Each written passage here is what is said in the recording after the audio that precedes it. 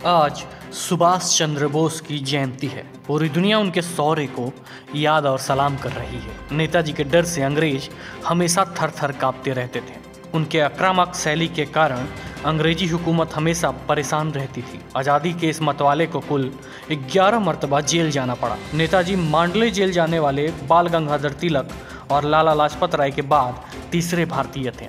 दरअसल अंग्रेज इसीलिए नेताजी से खार खाए हुए थे, क्योंकि वह ऐसे पहले इंसान थे जिन्होंने सिविल सेवा यानी आईपीएस में चयन के बावजूद उसमें शामिल होने से इनकार कर दिया था और अंग्रेजों के द्वारा काफ़ी पारिवारिक दबाव दिलवाने के बाद भी नौकरी ज्वाइनिंग से इनकार कर दिया था। यूं तो धरा का कण कण वीरों और शहीदों की गाथा गाता है।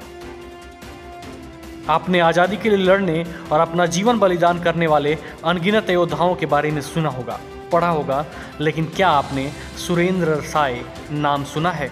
आज आज़ादी के लिए संघर्ष करने वाले महान योद्धा सुभाष चंद्र बोस के जन्मदिन के दिन ही इस योद्धा का भी जन्मदिन है, जो कि सुभाष चंद्र बोस के जन्म से पहले 19वीं सदी के आरंभ में जन्मा और इसी सदी का अंत देखने से पहले ही बुझ गया। आज ही के दिन नेताजी की तरह एक और शख्स ने इस पावन धरती पर जन्म लिया था और अंग्रेजों की ईंट से ईंट बजा दी थी। इस योद्धा के जाने के लगभग एक दशक बाद सुभाष चंद्र बोस का जन्म हुआ, लेकिन यह योद्धा जब तक रहा अंग्रेज हुकूमत की नाक में दम किए रहा और उस हुकूमत के सारे पैतरे फेल करता रहा।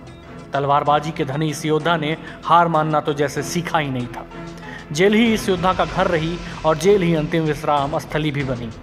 सुरेंद्र साय वह भारतीय स्वतंत्रता सेनानी था जिसने अपना सारा जीवन ईस्ट इंडिया कंपनी से लड़ने में बिता दिया।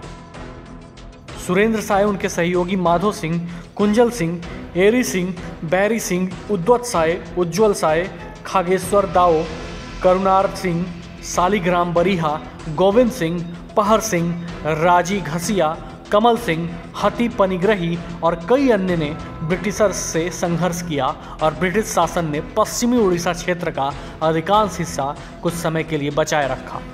इनमें से अधिकांश अंग्रेज हुकूमत की अघोषित लड़ाई में मारे गए, तमाम फांसी पर लटका दिए गए, कुछ अंडमान की सेक्युलर जेल में मारे गए। सुरेंद्र साय का अस्सीरगढ़ जेल में 23 मई 1884 को निधन हुआ। सुरेंद्र साय का जन्म 23 फरवरी 1809 को उड़ीसा के संबलपुर के उत्तर में 40 किलोमीटर दूर खिंदा गांव में हुआ था। वह अपने पिता धर्मा सिंह की 7 संतानों में से एक थे। सुरेंद्र साय से संबंधित तमाम दस्तावेज भोपाल, रायपुर और नागपुर में आज भी मौजूद बताए जाते हैं, लेकिन उड़ीसा सरकार ने इस संबंध में आज तक कुछ नहीं किया।